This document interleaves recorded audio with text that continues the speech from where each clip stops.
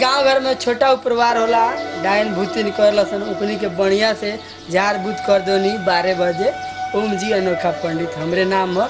12 बज गए, हम कोनो काम टक के 12 बजे से शुरू करनी। 12 बज गए, चलता नहीं दुर्गा माता के मंदिर में। ओम जय शिव।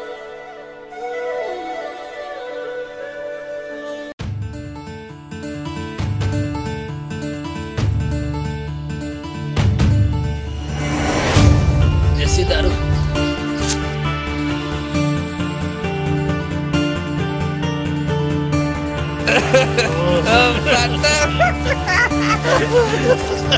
विदेशी उद्देश्य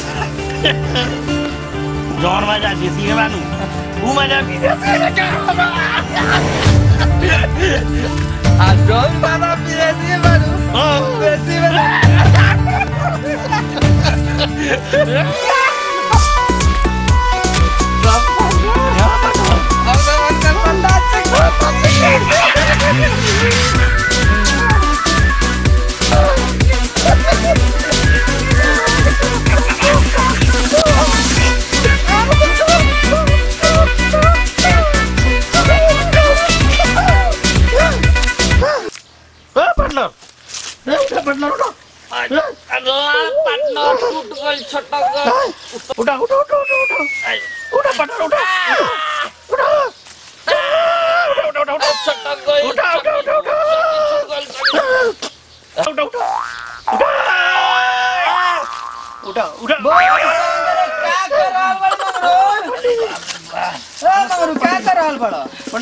उठाओ तो नहीं पार्टनर तो क्रिकेट बंद गोल मुड़ी धक्का उठा पावर मुड़ी धक्का उठाओ गोल हो श्री राम सीताराम मुड़ी है ना हम नु कह आई बाप रे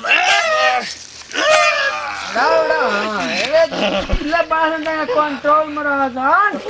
अरे बाप रे पार्टनर के उठैलक हमरा के पंडित जी उठैलक पंडित जी पंडित जी लाता रह ए पंडित जी ओहो ए पंडित जी आ बाप रे पंडित जी हो ए दौड़ दौड़ अच्युत ना पंडित जी ले बानी मरे से बचा दो बचा दे तो फेर गिर गेली दूर रह हमरा के नाम चल हे भगवान सही बचैले बानी पंडित जी दूर रख ना पंडित जी बाप के जब तक जीएम तब ले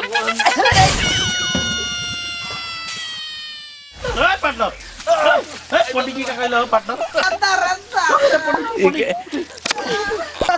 पंडित अभी अनोखा पंडित कैसे जाके मठ में पूजा कर रे मंगरुआ तू हमर धर्म ना चली कैसे पंडित जी तू दारू पी के हमरा के छुदली हम पवित्र हो गए नी तोरी के साला पंडित जी बहुत खराब बाई मंगरू ए मार रहा है एथी लोकल है विदेशी दारू पी के छुआ ना है तो ठीक बा पंडित जी के लेवल बढ़ गइल बा मंगरुआ तोरा के हम श्राप देम तू भस्म हो जइबे ठीक तोनी है के नरक में भी जगह ना मिली पंडित कहां जाम सन पंडित तोनी नरक में जइबा सन नरक में तोनी कहां जात रहला सन हम दारू पी के रे फिल्म शूटिंग करे फिल्म शूटिंग ए पागल तोनी के कौन डायरेक्टर फिल्म में एथी कइले उत्तर पाकिस्तान के बॉर्डर पर जाके बम फीट के दस्त हो जाई रे अरे का तोनी ओसन शराबी के गंवार के कौन में फिल्म में राखी रे दिने में दारू पी के लुड़ुक जाए तरसन हई ओसन अनोखा पंडित के तोनी नाच देलसन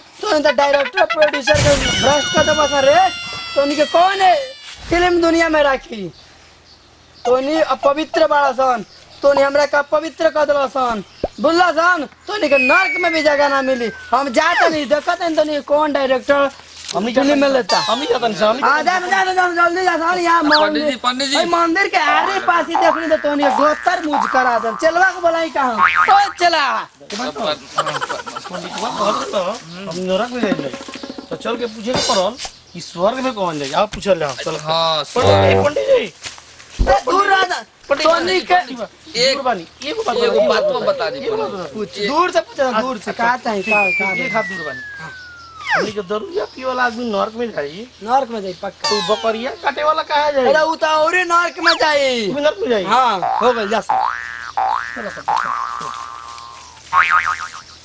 एगो बात हम पूछे करल तो स्वर्ग में कौन है चल के पूछ लिया चल पंडित जी ओ पंडित जी बोल एगो बात और बता दी। बाल बताइए एक बात, एगो दोबारा ना पूछ ना दोबारा ना दोबारा तो ठीक बा, मंदिर के आसपास मत दिखाई दिए। ठीक बा ठीक बा। दरुइया पियो नरक में जाई, बकरियों काटे वाला नरक में जाई, तो मुजारवा करे वाली कहाँ जाइए सब? तो औरी नर्क में जाऊ तो बेस्या हो गिला सन, ओकनी के तो दूसरा जन्म में इतना नर्क में जाइए सन, मनुष्य के जुनी में फिर ना लिया सन। तो पंडित जी एगो बात बताई, दरुइया रही नरके में, हाँ, आ मसूर रही नरके में, हाँ। आ ठुमका लगावे वाली रही सब नरके में, तो अपने अकेले स्वर्ग में जाके का घंटा डोलाएं, घंटा घंटा। स्वर्ग स्वर्ग वाला बच्चा, ओ चला। कहाँ बार सन चला हो गए। गुरुजी ना चला देखो तो रही कहो तारा सन क्या बात हो गई नरके में। नरक में जाइबो सन, मासू दारू बेसिया हरे काम करे वाला नरक में जाए। क्या नहीं गुरुजी, हाँ चला देखो तारा कि नरक में जाए वाला व्यवस्था है। ई लोग के बात हम सुनता नहीं हुई बेरा से। हाँ चला, ई लोग के दारू मासू खा के जब सब लोग नरके में चल जाई तो हमनी के स्वर्ग में अकेले दो आदमी जाए काथी करल जाई? तू जाके नरके में सो जाता री। हाँ हमू नरके में जाए हमू सोचता नहीं। अब सब दारू मास थोड़े हवो मिली करके में अब सब के नरके में जाई तो हमनी के गुरु चला दो आदमी जाए का करल जाई स्वर्ग में? हमनी नरके में जाए आ नर्क में हयो मिली तो डांस ठुमका लगा के नरक में मिल तो हम ये ना रहे हम स्वर्ग हम नरके में जाए। हम नरके में जाइबे। हाँ। पंडित जी के अरे तो एगो हम ही स्वर्ग में जाए। ना तो पी के चेक करल जाए एक बेर दारू के ने तो दे पीऊ नरक में जाई। ना हमरो तो का नाम है पंडित जी। पंडित जी एक बार पी ए, के चेक करल गेरुआ। जाए। एक पैर पिया देख अनोखा पंडित तो ही ना अपन अपन दुनिया हम पंडित पूरा जी दुनिया के पंडित जी का हम चलाएं पहले हम चेक पहले अपने करें चेक गुरु जी तो पहले अपने चेक करो, मैं पहले चेक करूंगा अभी मैं चेक करूंगा गुरु। सतारी तू नरक में जाइबे चला, नरक में जाइबे। गुरु के बात ना माना तारी चला नरक में जाइबे। तोर इतना दिन के कर्म सत्य कर्म नरक में जाई चला, नरक में जाइबे। सब ऊपर वाला देखो। ना तो ई तो अपने ग्रुप के आदमी ने देखा था, दूसर के बाइली भक्त लोग नहीं के देखो। सही ठीक हमनी के पहले एक बेर एकरा के चेक करल जाओ ओकरा बाद में गुरु एक घोट जमा देख चला गुरु एक घोट देख हमर नाथ मत ना गुरु एक ना घोट ना जमा हम त ना पिए एक घोट जमा एक घोट गुरु केने बा बड़ा मजा कर तू सामान बारे बहुत निमन बारे के कैसन बा बहुत अच्छा था, बहुत अच्छा था। गुरु हम पिए पहले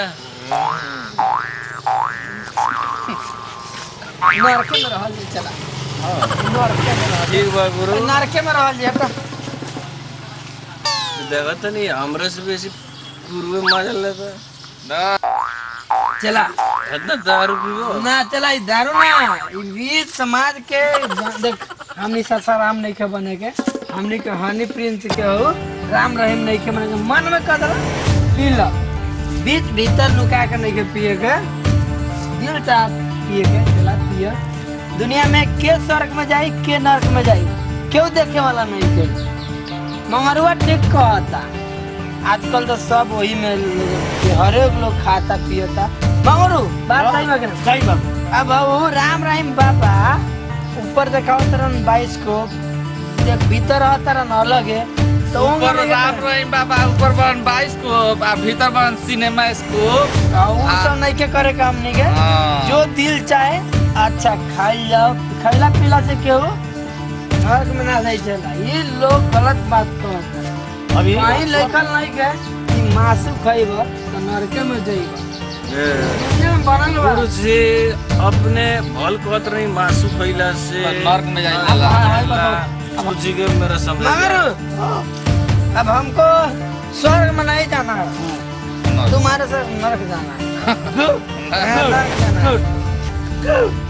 सब कुछ दबा नरक में हाँ। तो स्वर्ग में जाके क्या करे अपने? तमे घंटा नहीं कटला देख कर मंगरू हई जौन बा ना एकदम अपने जगह पर सही बा।